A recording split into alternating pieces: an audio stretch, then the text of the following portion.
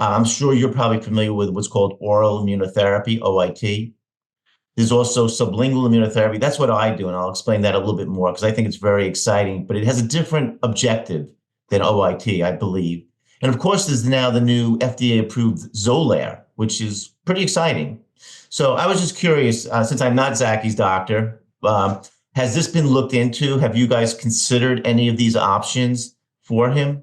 Yeah, we actually have. So we've looked into OIT slip therapy, and I completely agree. I think that there are two different avenues, and they kind of go hand in Yeah, hand. we'll explain that to the listeners, but yes, And, yeah. So what did and I've you? seen effectiveness from other parents. So it is something that we are considering, and especially now that Zolaire Very FDA exciting. approved, that's really exciting because if you don't go through the OIT, then there's the option maybe for the Zolaire, and that I think is really kind of great for the teen and up population. Absolutely, exactly. Yeah, I'm going to tell you something interesting because I kept giving this a lot of thought. Again, so if Zacky was my patient, now especially at this age, what I would and he's got multiple food allergies.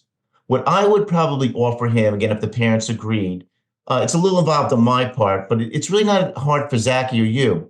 I would probably start him on a series of Zolaire injections to try to build up his threshold. And then I would treat him with the sublingual allergy immunotherapy, the allergy drops, which they do at home. It's different. We're going to explain to the listeners, it's different than OIT, where he does at home these drops, which are much safer because it's much gentler.